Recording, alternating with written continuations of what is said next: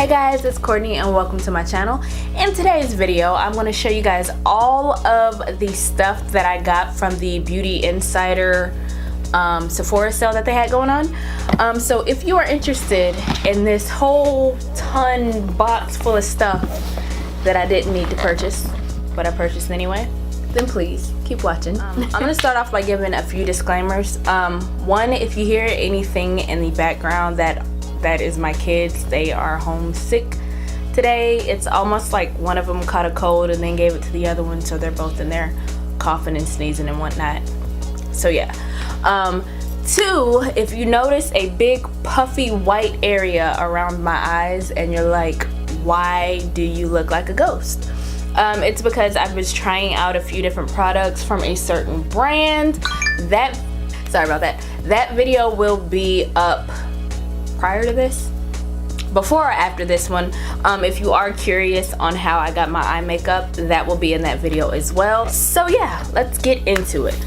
So the first few things that I did get was skincare. I do suffer from eczema and it gets significantly worse like when the holidays change, or not holidays, when the seasons change. The first thing I got was this fresh soy face cleanser. I actually got this in a sample before, which is the reason I wanted to go ahead and get the big size of it. It is a very like lightweight cleanser. You don't really feel like super duper dry after you're done using it. It doesn't work that well as like a makeup cleanser, so like it won't work to get all of your makeup off or anything like that. But usually what I'll do is I'll either take my oil cleanser, which I'll show you next, or I will take a makeup wipe all my face off, then I'll go in with this, and then I'll go in with a toner. Like I said, with the whole eczema situation, my skin is even more sensitive now than it usually is, so this works really well for that. So another cleanser that I got, this is the Josie Maran Argan cleansing oil. I have been using this for about 2 weeks now, and this is like the only damage that I've done. This I use to actually take my makeup off sometimes. This in the bottle looks really runny, like it's gonna be really liquidy. It does look runny, but it's super duper thick, especially when you start rubbing it in. I was looking more for a cleansing oil that would make my skin soft, take my makeup off and my eye makeup, because I'm always left with some sort of like mascara residue or some sort of eyeliner left in my eye. So I was actually looking for something that I could just kind of rub all over my face and be done with. So it does remove the rest of my face makeup, just not my eye makeup, which is a little bit disappointing. I am going to keep playing with it because I do like the way that it makes my skin feel. It doesn't dry my skin out as well. But I just wish that it could do a little bit more. So another item from Fresh that I got, this is the Rose Deep Hydration Facial Toner. Did I say that right? I like my toners to get the rest of whatever residue might be left on my face, as well as to hydrate, which this is really good for. A lot of the toners that I have used in the past do strip the skin in a way that's not really good for somebody with dry skin. So I always appreciate a toner that can moisturize while cleansing. The awesome thing about this one is it does have like those rose petals in it, but then again it's also annoying because when I'm trying to like dump it out, it kind of gets stuck in the little hole. But I have been trying and I really do like this one.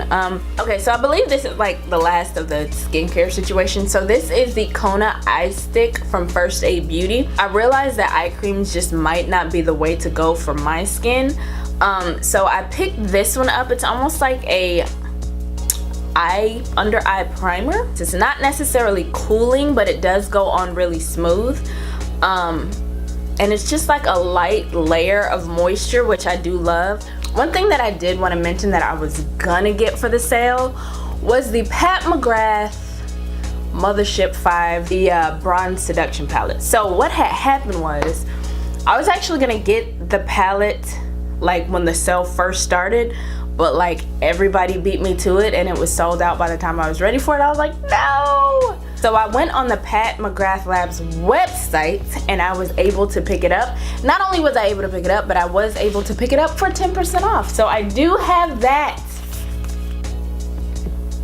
Didn't get this from Sephora, but I was just really excited about that. As for makeup, so I picked up a few things from Mercier. The first one being, this is the Flawless Fusion Ultra Longwear Foundation. I got the color 5W1 Amber. I've been super curious about this foundation for a long time. because it was actually a recommendation from somebody, but I was like, at the time when I first was introduced to the foundation, they did not have enough of a shade range for me to even consider it. They have expanded their shade range ever so slightly. It's supposed to be matte, it's supposed to be weightless, give you a healthy glow, medium to full coverage, that sort of thing. Another product from Laura Mercier that I got, this is the translucent pressed setting powder. I'm a huge fan of her regular loose setting powder, the translucent loose setting powder, and this one is supposed to be that in a pressed form. Ooh. I think it's supposed to be like a less messy version of that powder. I'm hoping that like it'll take away oils and shine without overly drying the skin. I got like a little mini size version of her translucent glow powder that she came out with. I have a slight feeling that this is kind of like the ambient lighting powder from Hourglass, where it gives you like a sheen to your look. I don't believe it's supposed to be a powder that you put under your eyes. It is marketed that you can, but honestly I would not put a glowy powder under my eyes, just like, especially if you have like texture and stuff like that. I think a glowy powder would emphasize that. It's like a golden glow, honestly. That's kind of beautiful. That's really pretty. All right, so this is a product from Charlotte Tilbury. I say berry because I'm country. The name of it is Charlotte's Genius Magic Powder Under Eye and Face. Soft focusing, light diffusing, loose powder. I had heard great things about this, and like I said, I do enjoy this. However, it smells like death. It does not stay on your face, like you can't smell it once everything is set, but just the initial application, like, it's not a good smell. So it comes in like this little silk sifter. It does have a slight beigey yellow tint to it, which is fine. It goes in the skin really beautifully. It's very soft, which I love. And much like the translucent glow powder, it has the same idea of sort of giving your face a light glow, a light shine kind of thing. I don't hate this under my eyes, but I think for me, for both of these, for this powder and the Laura Mercier powder, I think it's best to go ahead and set your eyes with regular powder and maybe sweep your whole face with these powders. I think that way they work the best. The last haul that I did, I told you guys about the Giorgio Armani Luminous Silk foundation that I tried. That foundation was going to be part of a series where basically it's like a throwback to older products that at one time were like awesome and popping, and now all of a sudden nobody really talks about them. Now this is another one of those. This is the Lancome Teint Idole Ultra Wear Foundation. I got the color 460. It does have SPF 15 in it, which is awesome. And this is one of those cult favorites that I'm going to test out and see if it was all hype, promo, and all of that good stuff. So look out for this foundation review as well. Like, basically, I've been on the hunt for people with oily skin because I'm trying to find you guys a foundation that is long wearing, doesn't get oily, and if it does get oily, not significantly oily. That's why I picked this one up. This is the Makeup Forever Matte Velvet Skin Foundation. It's supposed to be 24 hours, which is awesome. It's supposed to be a lifelike matte finish. One thing that I do find is the more matte a foundation is, the more oily your skin may get. So my thing is, if we can find a matte foundation that's just matte enough to let your skin breathe, I think that it would be better than just a matte foundation that sucks the life out of your skin. Does that make sense? Yeah. One thing that I got that I wanted to mention that I had been trying out, this is the Natasha Denona Mini Star Palette. Natasha Denona shadows can run you anywhere from, like, the entire palette can run you anywhere from, like, what is it, 129, 125 to like 240. I wanted to get a mini version just because I wanted to try the shadows out before I made any commitments to $100 and some odd palette. That being said, I'm not impressed. I'm really not. To be fair, I think these two matte shades in this are absolutely wonderful. Like, they blend beautifully. Like it's something serious. I thought the shimmers were gonna be like blinding, and I swatched it and I was like, okay.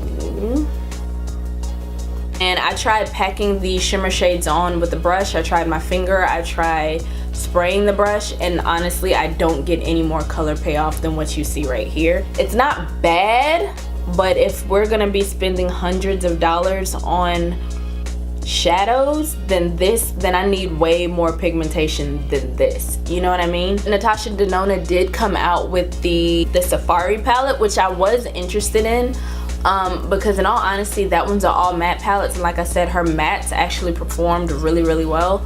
And I know it's just a mini palette and you can't really take the mini at face value, but the way that I look at it is, if you make a mini palette, it's a mini version of the big version, right? So I would assume that you put as much quality into that mini so that people that are trying to try your product out in that mini can see how your shadows perform, right? So if I get a mini and it doesn't perform, then I'm not gonna pay hundreds of dollars to get the full palette.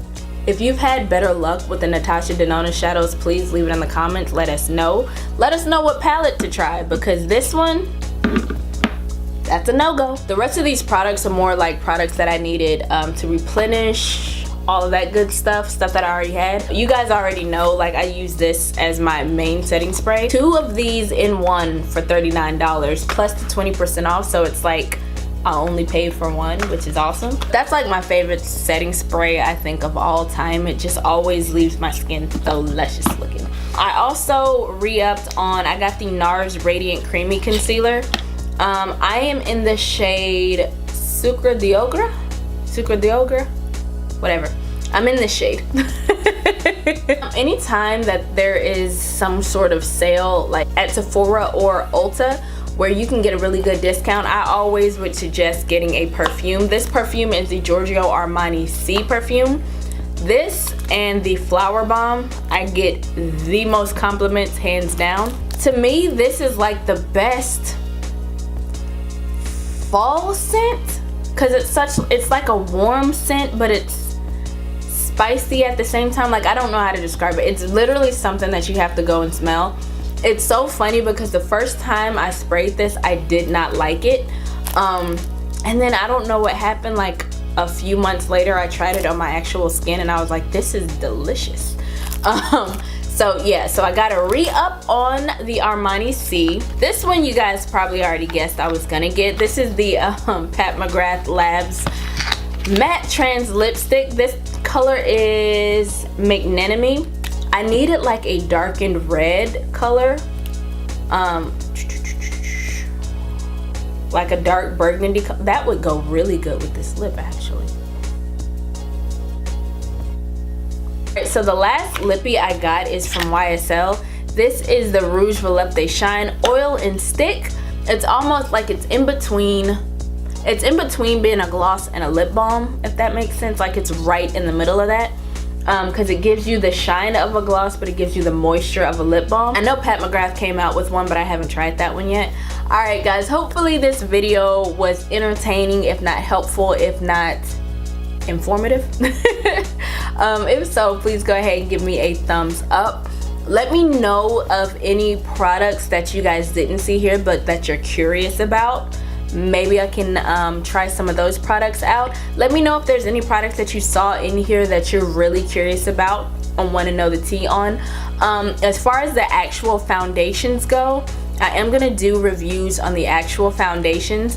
I'm going to do a review on the Pat McGrath palette, and yeah, the foundations, the palette, yeah, that's about it. But if you are curious about any of the other products, just let me know in the comments below. Be sure to like, comment, subscribe, share, all that good jazz, and I will see you guys in the next video.